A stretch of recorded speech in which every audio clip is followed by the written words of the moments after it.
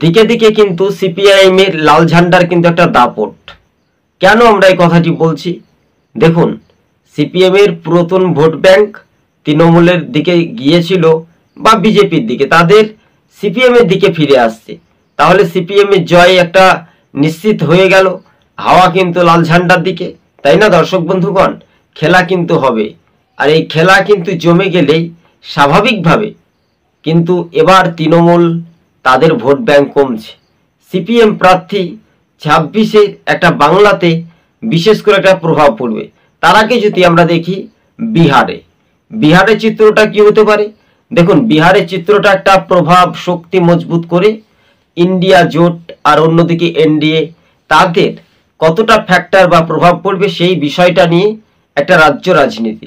তবে সিপিএম ভালো ফলাফল করতে পারে, বাংলা বলুন বা বিহার বলুন, এই দুই রাজ্যের এখন প্রশ্নের মুখেই। তাই রাজ্য রাজনীতিতেই যে সমীকরণ সেইগুলো তুলে ধরার চেষ্টা, আগ্রহ বা জনতার রায়, সেইগুলো কিন্তু দেখার একটা আগ্রহ বাড়তে পারে, তাই না?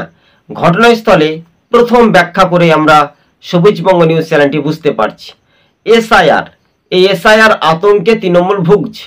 কেন ভুগছে? তৃণমূল বুঝতে পারছে, মনে হয় যদি আমরা ক্ষমতা থেকে হেরে যাই তাহলে তো আশ্চর্যজনক ঘটনা, এর থেকে লজ্জাবোধ বলতে আর কিছু থাকবে না। এইগুলো হচ্ছে মানুষের মধ্যে একটা একে অপরকে একটা চেষ্টা করা, তাই না? ঘটনাস্থলে সেখানেই রাজনৈতিক মহলের প্রভাবটা একটু আলাদা হওয়ার সম্ভাবনা বেশি। সবুজবঙ্গ নিউজ চ্যানেলটি আরও একবার জানাচ্ছে, এসআইআর চালুটা হলেও ভালো, কমপক্ষে ভালো, আর কারো ক্ষতি বলতে তৃণমূলের ক্ষতি, অর্থাৎ ভোট লুট, ছাপ্পা ভোটার, ভুয়ো ভোটার তো হবে না। সেই কারণে তাই আপনারকে কেউ বাদ দিতে পারবে না, তাই না, বা তাড়িয়ে দিতে পারবে না।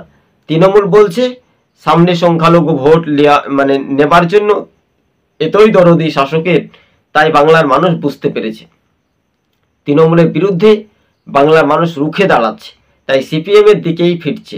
ঘরের ছেলে ঘরে ফিরছে। সিপিএম এর জয় সমবায় ভোটে হচ্ছে, 26-এর বিধানসভা ভোটেও এটাই হতে পারে 294টি বিধানসভা আসনের মধ্যে। কিন্তু হ্যাঁ, বিরোধী বনাম শাসক, কিন্তু বামেরা লাল ঝান্ডায় দাপট সমহিমায় কিন্তু তাদের জয় নিশ্চিত হতে পারে। যে কথাগুলি আপনাদেরকে তুলে ধরছি, এসএফআই সর্বভারতীয় সম্পাদিকা যুগ্ম তারা দীপশিতা ধরদের একটা প্রভাব রয়েছে, এবং দিল্লির নির্বাচনীয় যে ইশতেহারে সেখানে দেখা যাচ্ছে যে শাসক দলকে হারিয়ে সিপিএম একটা বাজিমাত বা জয়ের উল্লাস পেয়েছিল।